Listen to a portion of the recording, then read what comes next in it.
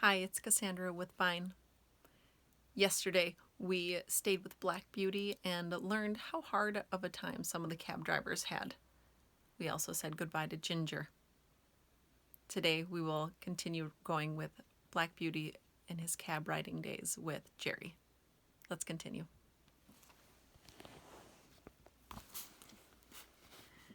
Chapter 41. The Butcher. By this time, I had seen a great deal of trouble among the horses in London, and much of it that might have been prevented by a little common sense. We horses do not mind hard work if we are treated reasonably, and I am sure there are many driven by quite poor men who have had happier life than I had when I used to go in the Countess of W.'s carriage with my silver-mounted harness and high feeding. It often went to my heart to see how little the ponies were used, straining along with heavy loads, or staggering under heavy blows from some low, cruel boy. Once I saw a little gray pony with a thick mane and pretty head, and so much like Merrylegs that if I had not been in harness I should have neighed to him. He was doing his best to pull a heavy cart, while a strong, rough boy was cutting him under the belly with his whip, and chucking cruelly at his little mouth. Could it be Merrylegs? It was just like him. But then Mr. Bloomfield would never sell him, and I think he would not do it. But this might have been quite a good little fellow as Merrylegs, as had had a happy place when he was young. I often noticed the great speed at which the butcher's horse were made to go, though I did not know why it was so, till one day when we had to wait some time in St. John's Wood. There was a butcher shop next door, and as we were standing, a butcher's cart came dashing up at great pace. The horse was hot and much exhausted. He hung his head down, and while his heaving sides and trembling legs showed how hard he had been driven, the lad jumped out of the cart and was getting the basket, when the master came out of the shop much displeased. After looking at the horse, he turned angrily to the lad. "How many times shall I tell you not to drive in this way? You ruined the last horse and broke his wind. You are going to ruin this in the same way. If you were not my own son, I would dismiss you on the spot. It is a disgrace to have a horse brought up to the shop in a condition like that. You are liable to be taken up by the police for such driving, and if you are, you need not look to me for bail, for I have spoken to you till I am tired. You must look out for yourself." During this speech, the boy had stood by, sullen and dogged. But when his father ceased, he broke out angrily. It wasn't his fault, and he wouldn't take the blame. He was only going by orders all the time. "You always say, 'Now be quick, now look sharp,' and when I go to the houses one wants a leg of mutton for an early dinner, and I must be back within a quarter of an hour. Another cook had forgotten the order of beef. I must go and fetch it and be back in no time, or the mistress will scold. And the housekeeper says they have company coming unexpectedly and must have some chops sent up directly. And the lady at number 4 in the Crescent never orders her dinner till the meat comes in for lunch. And it's nothing but hurry, hurry all the time. If the gentry would think of what they want and order their meat the day before, there would not be need for the blow-up."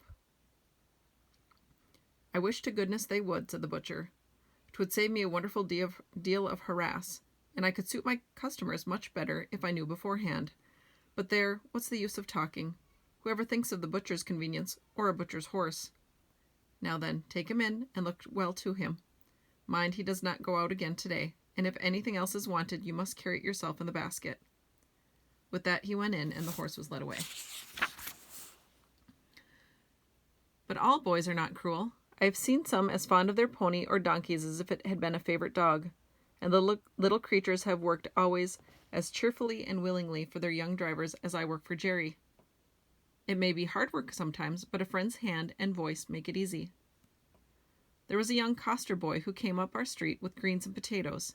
He had an old pony, not very handsome, but the cheerfulest and pluckiest little thing I ever saw, and to see how fond those two were of each other was a treat. The pony followed his master like a dog, and when he got it into his cart would trot off without a whip or a word. They rattled down the street as merrily as he had come out of the Queen's stables. Jerry liked the boy and called him Prince Charlie, for he said he would make a king of drivers some day. There was an old man, too, who used to come up our street with a little coal cart. He wore a coal heaver's hat and looked rough and black. He and his old horse used to plod along together on the streets, like two good partners who understood each other. The horse would stop of his own accord at the doors where they took coal of him. He used to keep one ear bent towards his master.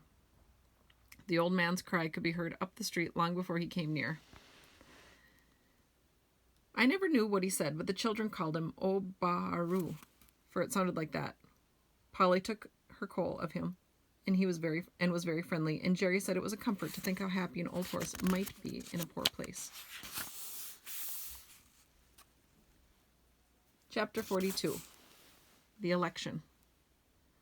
As we came into the yard one afternoon, Polly came out.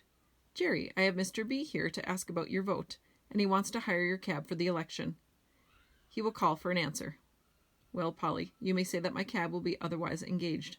I should not like to have it passed over with their great bills, and as to make Jack and Captain race about to the public houses to bring up half-drunk voters, why, I think 'twould be an insult to the horses. No, I shan't do it. I suppose you'll vote for the gentleman. He said he was of your politics. So he is in some things, but I shall not vote for him, Polly. You know what his trade is? Yes. Well, a man who gets rich by that trade may all be very well in some ways, but he is blind to what the working men want. I could not, in my conscience, send him to make laws. I dare say they'll be angry, but every man must do what he thinks is best for his country. On the morning before the election, Jerry was putting me into the shafts when Dolly came into the yard sobbing and crying, with her little blue frock and white pinafore spattered all over with mud. Why, Dolly, what's the matter? Those naughty boys, she sobbed, have thrown dirt all over me and called me a little raga. They called her a little blue ragamuffin, Father, said Harry, who ran in looking very angry. But I have given it to them. They won't insult my sister again. I've given them a thrashing they will remember. A set of cowardly, rascally orange blackguards. Jerry kissed his child and said, Run in to Mother, my pet, and tell her you think you'd better stay home today and help her. Then, turning gravely to Harry, My boy, I hope you will always defend your sister and give anybody who insults her a good thrashing. That is as it should be. But mind, I won't have any election backguarding on my premises. There are as many blue blackguards as there are orange, and as many white as there are purple or any other color, and I won't have any of my family mixed up with them. Even women and children are ready to quarrel for the sake of a color, and not 1 in 10 of them knows what it is about. Why, Father, I thought blue was for liberty. My boy, liberty does not come from colors. They only show party, and all the liberty you can get out of them is liberty to get drunk at other people's expense, liberty to ride to the poll in a dirty old cab, liberty to abuse anyone that does not wear your color, and to shout yourself hoarse at what you only half understand. That's your liberty. Oh, Father, you're laughing.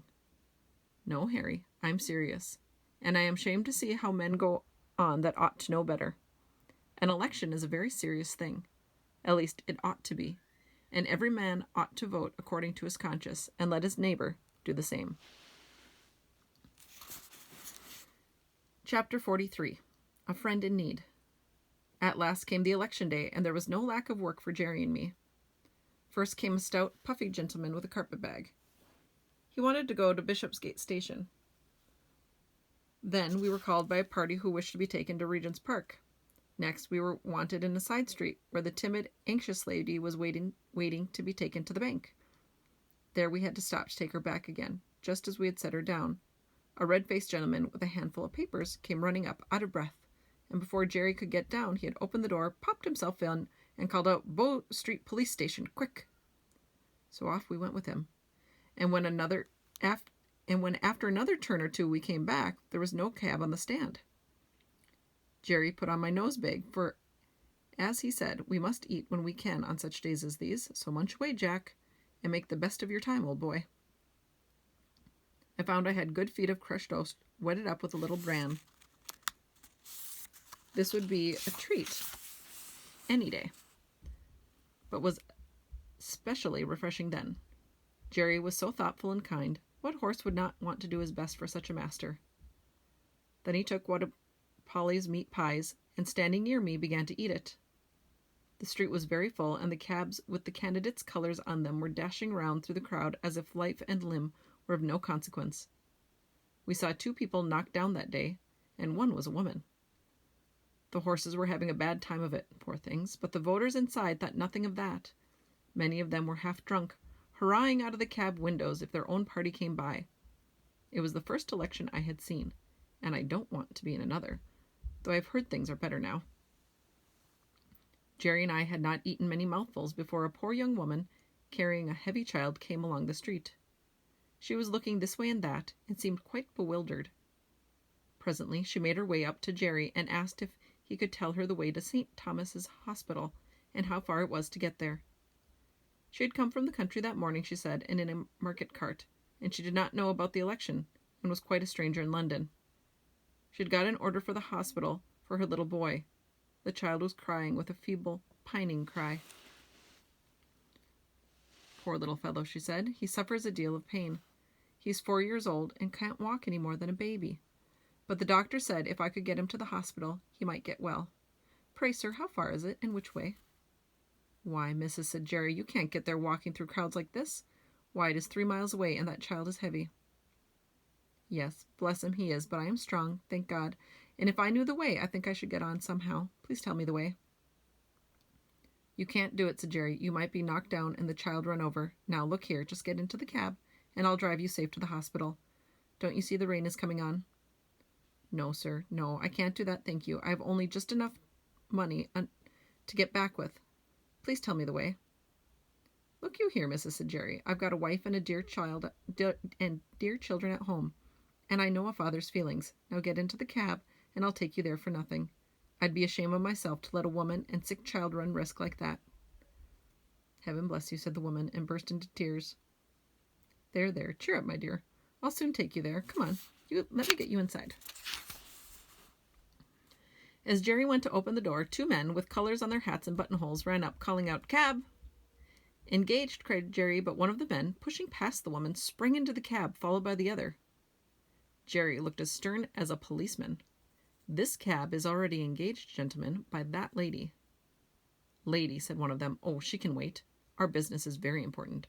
Besides, we were in first. It's our right, and we shall stay in. A droll smile came over Jerry's face as he shut the door upon them. All right, gentlemen, pray stay as long as it suits you. I can wait while you rest yourselves. And turning his back upon them, he walked up to the young woman who was standing near me. They'll soon be gone, he said, laughing. Don't trouble yourself, my dear. And soon they were gone, for they were understood Jerry's dodge. They got out, calling him all sorts of bad names, and blustering about his number and getting a summons. After this little stoppage, we were soon on our way to the hospital, going as much as possible through the by-streets.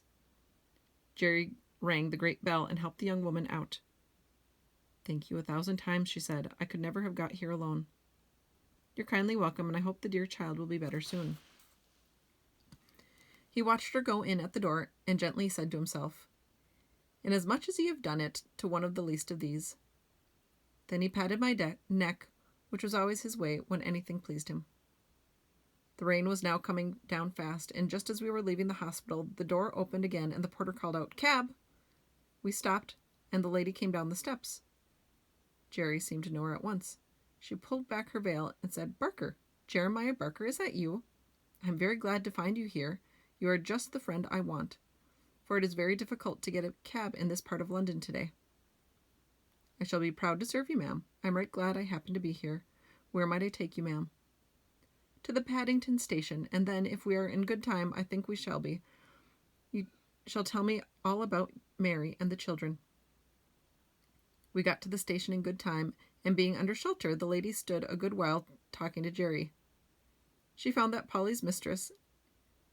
out she had been Polly's mistress, and after many inquiries about her, she said, How do you find the cab work suits you in the winter? I know Mary was rather anxious about you last year. Yes, ma'am, she was. I had a bad cough that followed me quite into warm weather, and when I am kept out too late, she does worry herself. A good deal. You see, ma'am, it is all hours and all weathers, and that does try a man's constitution. But I am getting on pretty well, and I should feel quite lost if I had no horses to look after. I was brought up to it, and I'm afraid that I should not do so well at anything else."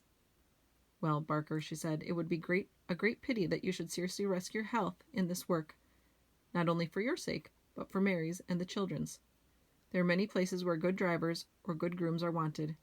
If you ever think you ought to give up this cab work, let me know." Then, sending some kind messages to Mary, she put something into his hand, saying, "There's 5 shillings each for the 2 children. Mary will know how to spend it."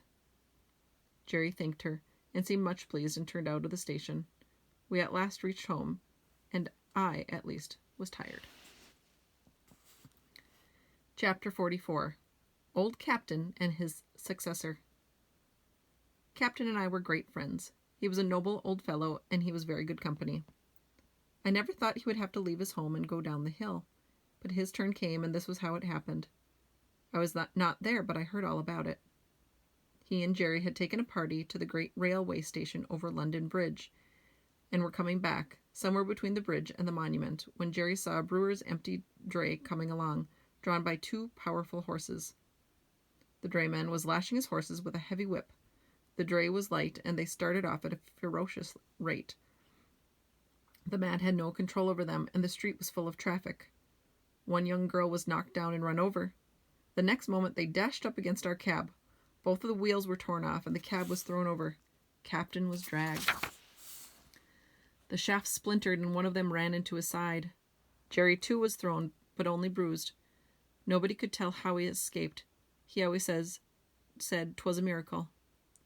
When poor Captain got up, he was found to be very much cut up and knocked about. Jerry led him home gently, and a sad sight it was to see the blood soaking into his white coat and dropping from his side and shoulder. The drayman was proved to be very drunk, and was fined, and the brewer had to pay damages to our master, but there was no one to pay damages to poor Captain. The farrier and Jerry did the best they could to ease his pain and make him comfortable. The fly had to be mended, and for several days I did not go out, and Jerry earned nothing. The first time we went to the stand after the accident, the governor came up to hear how Captain was. "He'll never get over it," said Jerry. "At least not for my work, so the farrier said this morning. He says he may do for carting and that sort of work. It has put me out very much. Carting, indeed. I've seen what horses come at that work round London. I only wish all the drunkards could be put in a lunatic asylum, instead of being allowed to run foul of sober people. If they would break their own bones, and smash their own carts, and lame their own horses, that would be their own affair, and we might let them alone. But it seems to me that the innocent always suffer, and then they talk about compensation. You can't make compensation. There's all the trouble and vexation and lost time, besides losing a good horse that's like an old friend. It's nonsense, talking of compensation. If there's one devil, and I should like to see at the bottomless pit more than another, it's a drink devil." "I say, Jerry," said the governor, "you are treading pretty hard on my toes, you know. I'm not so good as you are. More shame for me. I wish I was." "Well," said Jerry, "why don't you cut with it, governor? You're too good a man to be the slave of such a thing." "I'm a great fool, Jerry, but I tried once for 2 days, and I thought I should have died. How did you do it?" "I had hard work at it for several weeks. You see, I never did get drunk, but I found that I was not my own master, and that was when the cravings came. It was hard work to say no. I saw that one of us must knock under, the drink devil or Jerry Barker. I said that it should not be Jerry Barker, God helping me, but it was a struggle, and I wanted all the help I could get. For till I tried to break the habit, I did not know how strong it was. But then Polly took such pains that I should have good food, and when the craving came on, I used to get a cup of coffee or some peppermint, or read a bit in my book, and that would help me. Sometimes I had to say over to myself, 'Give up the drink or lose your soul. Give up the drink or break Polly's heart.' But thanks be to God, my dear wife, my chains were broken, and for now 10 years I have not tasted a drop, or ever wished for it." "I've a great mind to try it," said Grant, "for 'tis a poor thing not to be one's own master." "Do, governor, do. You'll never repent it, and what help it would do to be of some of the poor fellows in our rank if they saw you do without it. I know there's 2 or 3 would like to keep out of the tavern if they could." At first Captain seemed to do well, but he was a very old horse, and it was only his wonderful constitution and Jerry's care that kept him up at the cab work so long. Now he broke down very much. The farrier said he might mend up enough to sell for a few pounds, but Jerry said no. A few pounds got by selling a good old servant into hard work and misery would canker all the rest of his money, and he thought the kindest thing he could do for the fine fellow would be to put a sure bullet through his heart, and then he would never suffer more, for he did not know where to find a kind master for the rest of his days. The days after this was decided, Harry took me to the forge for some new shoes. When I returned, Captain was gone. I and the family all felt it very much. Jerry had now to look for another horse, and soon he heard of one through an acquaintance, who was an undergroom in a nobleman's stable. He was a valuable young horse, but he had run away, smashed into another carriage, flung his lordship out, and so cut and blemished himself that he was no longer fit for a gentleman's stables. The coachman had orders to look round and sell him as well as he could. I can do with high spirits, said Jerry, if a horse is not vicious or hard-mouthed. There's not a bit of vice in him, said the man. His mouth is very tender, and I think myself that was the cause of the accident. You see, he had just been clipped, and the weather was bad, and he had not had exercise enough. When he did go out, he was full of spring as a balloon. Our governor, the coachman I mean, had him harnessed in as tight and strong as he could, with the martingale and the bearing rein, a very sharp curb, and the reins put in the bottom bar. It is my belief that it made the horse mad, being tender in the mouth and so full of spirit. Likely enough. I'll come and see him, said Jerry. The next day, Hotspur, that was his name, came home. He was a fine brown horse, without a white hair on him, as tall as Captain and with a very handsome head, and only 5 years old. I gave him a friendly greeting by way of good fellowship, but did not ask him any questions. The first night he was very restless. Instead of laying down, he kept jerking his halter rope up and down through the ring, and knocking the block about against the manger so that I could not sleep. However, the next day, after 5 or 6 hours in the cab, he came in quiet and sensible. Jerry patted and talked to him a good deal, and very soon they understood each other. Jerry said that with an easy bit and plenty of work, he would be as gentle as a lamb, and that it was an ill wind that blew nobody good. For if his lordship had lost 100-guinea favourite, the cabman had gained a good horse with all the strength in him. Hotspur thought it a great come-down to be a cab horse, and was disgusted by standing in the rank. But he confessed to me at the end of the week that an easy mouth and a free head made him feel made up for a great deal, and after all, the work was not so degrading as having one's head and tail fastened to each other at the stable. In fact, he settled in well, and Jerry liked him very much. That is where we shall end for today, and I believe we will finish Black Beauty tomorrow.